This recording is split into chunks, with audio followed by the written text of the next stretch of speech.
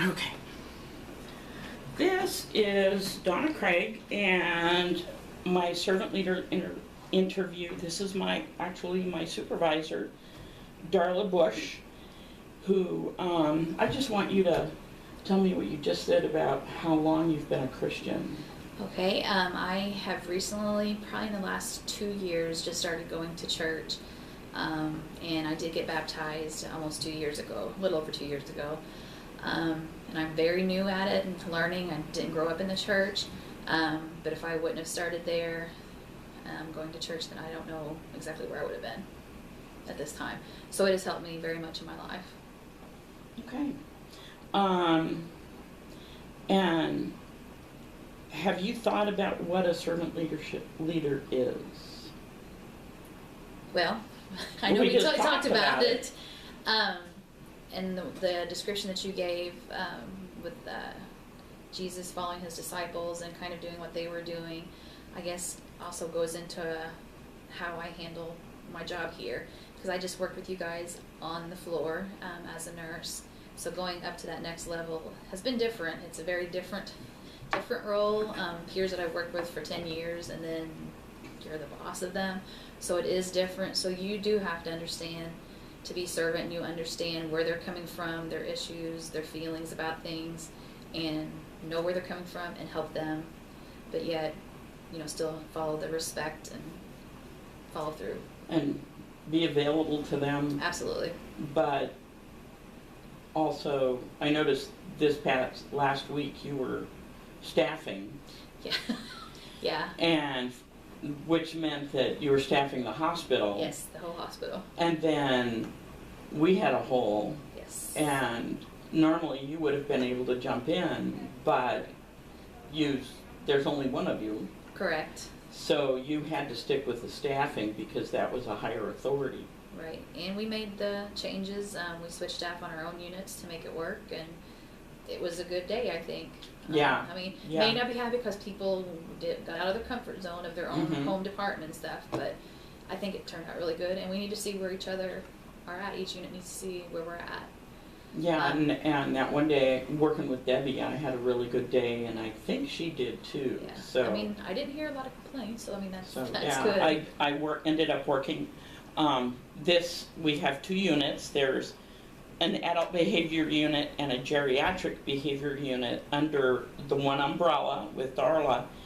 And I worked on the geriatric side, I was working with a nurse that had worked in psych for years and years and years and years.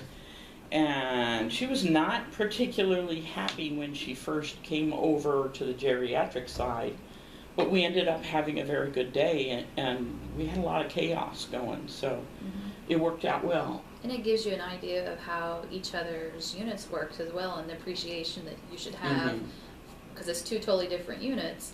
That'd be like sending you over to behavioral health without any surprise. Yeah. So it's just a totally different thing, but like I say, I am very proud of everybody who worked together. That's what we're here for, to work as a team. Yeah, yeah. So, what do you think your personal strengths are as a leader? Personal strengths. For me, one thing is probably sense of humor. You have to have a sense of humor with some things, because if not, being a manager, you're kind of getting things from the top people, you're getting things from the bottom people, so you kind of have to have a sense of humor with some of it, and luckily I think I have that part. And like I said, I've worked in other positions where this place is not bad. It is very doable. Like we have 10 beds over here total.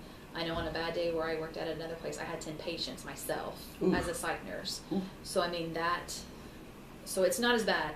It's not optimal, but it's doable. That's kind of always been my philosophy, because we'll get through. It's not going to be like that every day.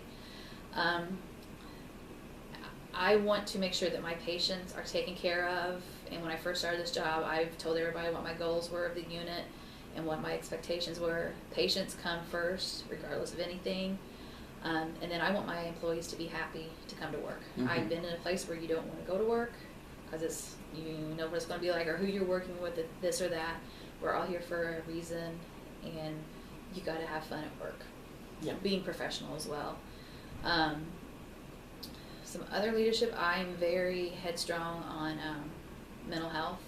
I do participate in a bunch of different things outside of work that have to do with mental health, ranging from child and adolescent all the way up to obviously general psych. So I have a very strong passion for that. So I think that helps a lot in understanding where we're at. And I've been in this role at this hospital for 10 months, I guess. In June it'll be Yeah. a year finally. And it's been a quick year and still learning. There's something new to learn every day. I'm very open, I think, for people to come and talk to me. And I would prefer that we all talk together, because you guys are the ones working the floor. You know now what it's about. I'm not so much on the floor as much as you guys now. So I want your guys' input. You know, if there's a process that we need to do, let's change it, make it better for you guys. So I want you guys to have a voice. And I hope that gets out to you guys, that I do want that, and I'm willing to listen to anything. But there's sometimes things may just not work. But it's not that I'm not listening, by no means. And that's something I've appreciated, because I've been in a leadership role in the Air Force. I know that you don't ever discipline anybody in public. Right. So people come to you and fuss and complain, and then you go back and you're doing stuff behind the scene, and they're getting impatient because they don't see instant results. Right. And trying to get that out to people, and like that's what I've always said. You don't know what happens behind closed doors. Things aren't easy where people think you just, if there's a disciplinary action, they're out. It doesn't work like that. You know, let's do some education with that person. Let's do some work with that person. Do a work plan. See if that's going to help someone. So it's not as easy as people think or want it to happen. Yeah, and you have to have your P's and Q's lined up and very much so. have the documentation done. Right. Yeah, I understand. And like I said, it's different being a manager or a boss over people that you've worked with for 10 years. That would so be I mean, strange. it's different. I mean, it's not so much over on this side, because it's pretty much, you guys are new on this side as well. We've been open almost, what? It's 2 years? Well, I started actually 2 years ago today. So soon, and 2 years. we did 2 weeks of group orientation that you sat in on a few sessions. Yeah, I did. And then we did floor orientation, and the unit opened April 18th. So yeah, it's getting close to 2 So, years yeah. already, and it takes a while to get things. And I know the unit's difficult, and it's not been what we expected it to be when it first opened. Oh, so big time, it's totally changed, and everybody's done good. I'm very proud of the units. I think we have a great workforce, and I will stick up for you guys and the whole hospital. People don't understand like our processes and why we do some things we do. I educate them, and I hold our ground. and I have often, when somebody comes up to do a one-on-one, by the end of the shift they're saying, I could never do what you do. Yeah.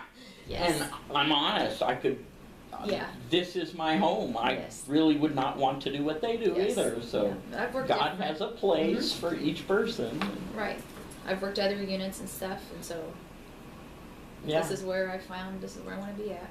And I did recently, the end of the last year, I got my faith community nurse as well.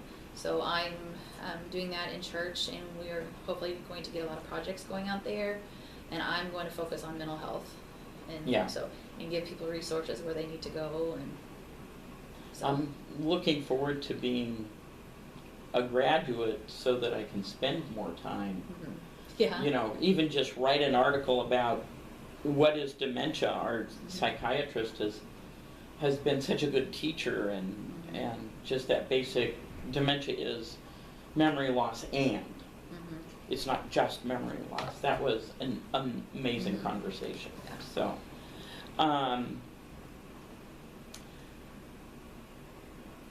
well, we've, in a sense, we've talked about meeting people's needs as individuals and continuing to meet the needs of the group.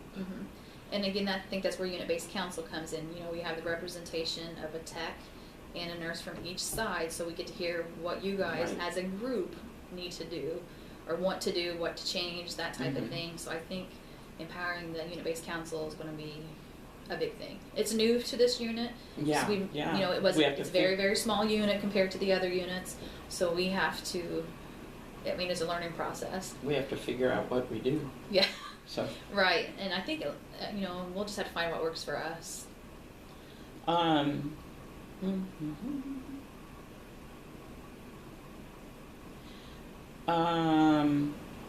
Have you gotten any interesting suggestions? We tried to figure out how to get you suggestions. Right. And now, one advantage we have on this side is that's where her office is. Right. It's right at the back of the nurse's station, so you can just walk in, poke your nose in, and say, "Hey, Darla." And they do. We They do. And that's fine. I've always said it's an open door policy and stuff. So, I mean, there has been several different things that have changed. I know we've changed some of the worksheets and stuff for techs and our safety checks and things like that. I know it's little, but it makes a big difference. I mean, Even having a good original copy right? Yeah. instead of having one that's, you can tell it's been around for years, and at some point the copier had a line across. And it's sideways, and you can't read some of the words. So yeah, that's one of my pet peeves. So makes a big difference. And right. So there's a lot of different things. One thing that we hoping to work on is to, you know, have nurses out with the patients more and stuff, which I think people are doing really good with that. But that's a big thing that can potentially mean giving someone a PRN or not giving a PRN. Yeah. If you're sitting out with them in the hall holding their hand, maybe that's all they need. You don't have to give them an injection of something to calm them down. They just need somebody need there. attention. So I think people are maybe understanding that a little bit more. Yeah, I'm trying to understand. Let me see. Would you describe yourself as a servant leader? If I'm not, I pray to be. I want to be. I want to be able to, I want people to look up to me in a professional manner, but I want to make you guys happy as well. And I think in this position with psychiatric patients, you have to have a heart and you have to have a faith or a calling for this type of nursing. Like you had said, people float up here and they're like, no. And I had to go down to ICU last night to check on a patient that they had to put in restraints or whatever, and they said that they were exhausted mentally, physically, and everything. I'm like, imagine having a full unit of something like that. So I mean, it puts everything into perspective for everyone. But I hope that I am a servant leader, and if I'm not, that God shows me the way to become more of that. Okay. I'll maybe share a couple of my books with you. That'd be great. So I'm going on vacation, so that could be some reading material. Well, there's a couple interesting textbooks for this semester. So Okay. Well, I can't think of anything else. I appreciate you. It's nice to be able to pop in your door and say, "Pray for me," and Right. And I do hold a Serenity Prayer coin in my pocket all the time. I don't have it in here right now because I forgot to put it in there this morning. But I rub that throughout the day. That's my little good luck charm. And some days I have to have that. in discussions that I've had with people, particularly those that work on the other side, it kind of surprised me that they weren't as more familiar with the 12 steps. Right. Although maybe you don't, because and then when they were wrong, promptly admitted it. Right. And you say something to somebody and their eyes go like this, and they're like, "You're what?" Right. So. And like we were talking about, like the 12 step. That's where we had talked about it at our church or whatever. They have the Celebrate Recovery. Right. Which is, it's a 12-step program, but you believe your higher power is God. I mean, right. Jesus, God's your higher power. And it doesn't have to be drugs and alcohol. It can be, if you bite your fingernails, it's any hurts, habits, or hang-ups that you have. So it can be anything. People go there for totally different reasons. And I went for one of my family members just to go with her, so we got a chip for our first night there and stuff. Oh, so cool. It was very neat. I mean, we need stuff like that around here. Big time. Yes, very much so. Well, do you have anything you want to add? No, just thank you for offering this to me. As much as I don't like cameras, but I've dealt with it. And thank you for being here. Yeah. I appreciate this very much. Thanks, Thank you. Darla. All right, thank you.